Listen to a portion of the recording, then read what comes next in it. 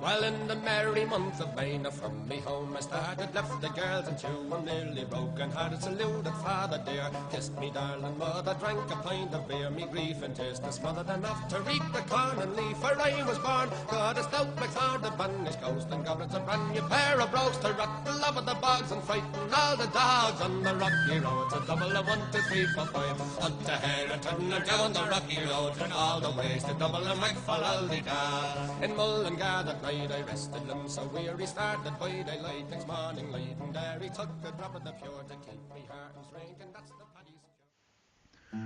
We are going to start with a brief view on the history of Ireland. Around the year 300 BC, the Celts came to Ireland from mainland Europe. Irish language stems from Celtic. Christianity took over the indigenous pagan religion by the year 600 AD with the arrival of St. Patrick. It is said that thanks to him there are no snakes in Ireland. At the end of the 8th century and during the 9th century, Vikings founded Dublin. In 1014, Viking influence faded. Later, the Normans arrived in the 12th century and built walled towns, castles, and churches. In 1541, King Henry VIII declared himself King of Ireland. From this time up to the late 17th century, English and Scottish Protestants settlers arrived to the island, especially to the Ulster. There was an imposition of penal laws which disempowered Catholics. By 1778, Catholics held only about 5% of the land in Ireland. In 1782, London controlled much of what occurred in Ireland. In 1791, the United Irishmen had the ideal of bringing Irish people of all religions together and reduce Britain's power. They failed, and in 1901 the Act of Union united Ireland politically with Britain. One of the most important figures that tried to bring independence back to Ireland was Daniel O'Connell. He aimed to cancel the Act of Union. However, his approach of non-violence was not supported by all. Such political issues were overshadowed by the worst disaster and tragedy in Irish history, the Great Famine. Potatoes were the staple food of a growing population at the time. In 1845, 1846 and 1847, disaster followed. Potatoes were inedible and people began to starve to death. Between 1845 and 1841, 2 million people died or were forced to emigrate from Ireland to the United States of America.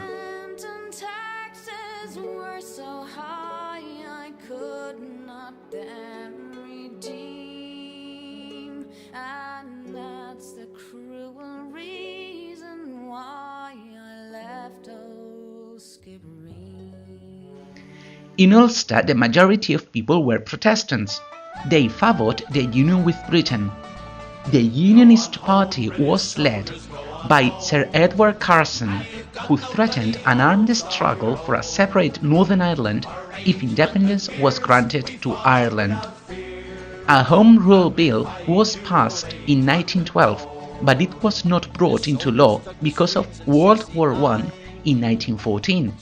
Many Irish nationalists believed that this rule would be granted after the war if they supported the British war effort. People were encouraged to join the British forces. However, a minority did not trust the British government, leading to one of the most relevant events in Irish history, the Easter Rising. On April 24 in 1916, groups of armed seized key locations in Dublin. They declared an Irish Republic independent of Britain. Battles ensued with casualties on both sides. This episode finished on April the 30th with the surrender of the rebels. the British administration responded by executing many of the leaders and participants in the rising. Two of the key figures who avoided execution were Eamon de Valera and Michael Collins. On the 21st of January 1918, the Sinn Féin members of the House of Commons gathered in Dublin to form an Irish Republic Parliament called Dáil Éireann, declaring power over the entire island. After this, the Irish Republican Army waged a war against British forces from 1919 to 1921. One of the key leaders was Michael Collins. In December 1921, a treaty was signed by the Irish and British authorities. However, one of the sources of division was that Ireland was to be divided into Northern Ireland, 6 counties, and the Irish Free State, 26 counties, which was established in 1922. This led to a civil war from 1922 to 1923 between pro- and anti-treaty forces. The consequences can be seen to this day, where the two largest political parties in Ireland have their roots in the opposing sides of the civil war. Afterwards, the Parliament of Northern Ireland was created, a period known as the Troubles, when nationalist and loyalist groups clashed. This period finished with the Belfast Agreement of April 10, 1998. Between 1969 and 1998, it is estimated that well over 3,000 people were killed. Since 1998, considerable stability and peace has come to Northern Ireland. In 2007, former bitterly opposing parties, the Democratic Unionist Party and Sinn Féin, began to cooperate in government together in Northern Ireland.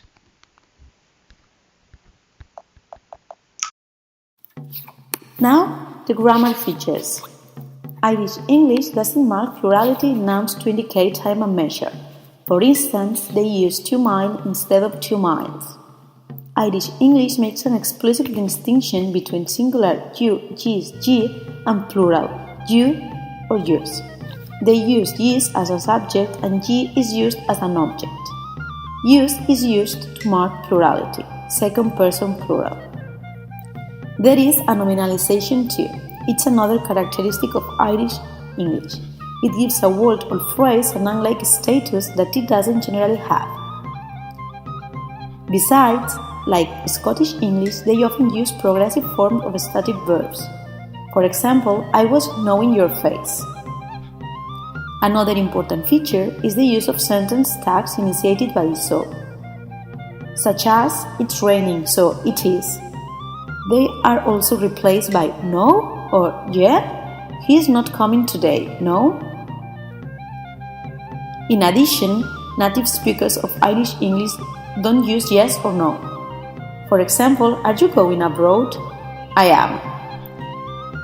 Irish English doesn't use present perfect. They use the so-called after perfect, also the hot news perfect or the immediate perfective. It's a calque from the traditional Irish language. It usually expresses perfect tense. It uses after to indicate that something occurred in the recent or immediate past, taking into account the time of speaking or reference. It uses a form of the verb be, followed by after, then usually a verb in the progressive tense.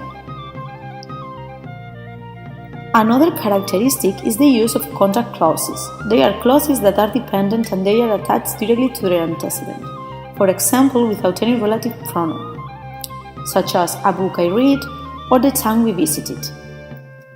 And finally, they use am I in questions and question tags. For example, am I talking to you? According to phonology, the most important difference between the English and the Irish accents is the rhotic pronunciation. This is, Irish people pronounce the R between vowels before a consonant and at the end of a word. For example, in Ireland they say car and art, while in RP or Standard English they say car or art. Letter T. The sound T is rarely occlusive when it appears in a different position from the beginning of the word. Instead, Irish do a process of lenition or transformation into a fricative between S and sh. For example, instead of saying don't, they say don't. Letter S. As with letter R, this phenomenon is typical in the south of Ireland, but don't be surprised if you find it in other parts of the country, since letter S before a consonant becomes fricative. Why? Because of Irish language. Therefore, words like start or stop may be pronounced like start or stop. Letter G. Irish people tend to omit letter G when it comes at the end of a word. And regarding vowels as opposed to consonants, Irish normally soften the vowels. In Cork, for example, they say well instead of well, and in Dublin you can hear Dublin instead of Dublin.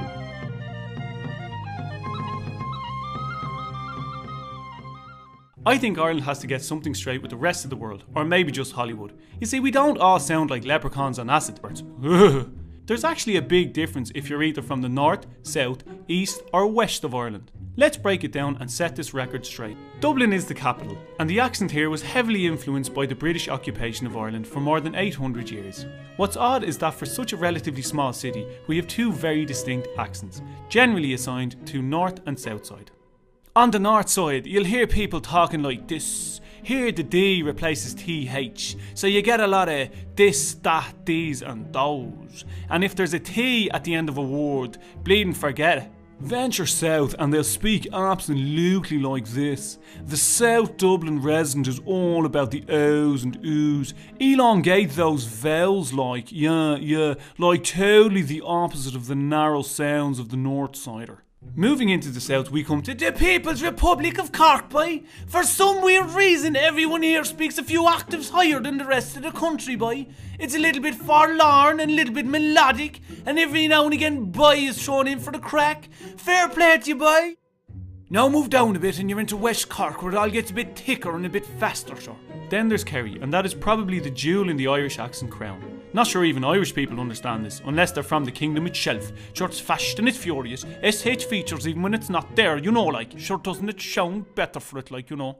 Limerick is more nasal and sharper on the ear, so you can tell you've left the kingdom far behind. You might get called a goal if you're acting the maggot or if you're langers. Now we're going way up north. I tell you, it's very different, especially in Belfast. Sure, the Scottish plantation of Ulster was so successful that it changed the way they speak forever. Now is pronounced now. I means yes, and a wee cracker is a beautiful girl, so it is.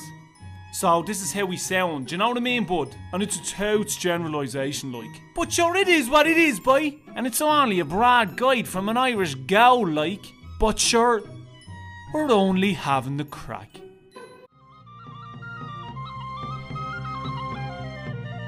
Have you ever heard where is the yolk? This has nothing to do with eggs. Yolk is a general word for thing in Irish English. Do you know what the word crack is? Well, it basically means fun.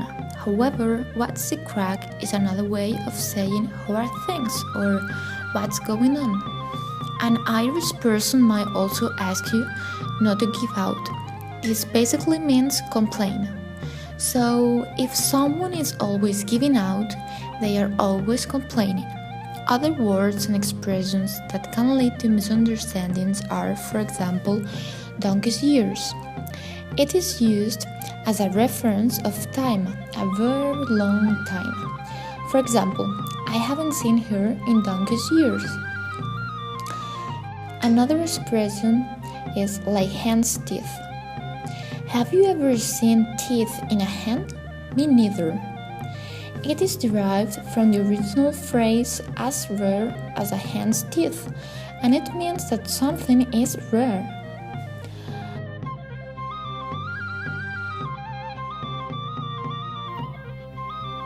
Let's talk about how to implement it at school. We are going to use standard English because it's the most widespread variety and is the one used around the world. However, we are going to introduce other English varieties to encourage students to respect and value cultural diversity. First, we will prepare cultural activities related to traditions, history and customs. For example, videos about food or text about different traditions. It's a good way to practice their reading and listening comprehension. Secondly, we will listen to typical music of that country. It's a good way to take into account the pronunciation differences. Next, we will watch TV series or films from that country. The main objective is to know the pronunciation and learn new vocabulary and structures. We will read books by authors from different varieties to show them the practical usefulness of knowing different varieties too. And finally, we will prepare content about culture to attract their attention in a productive way. They can show their progress through these contents in a competitive way.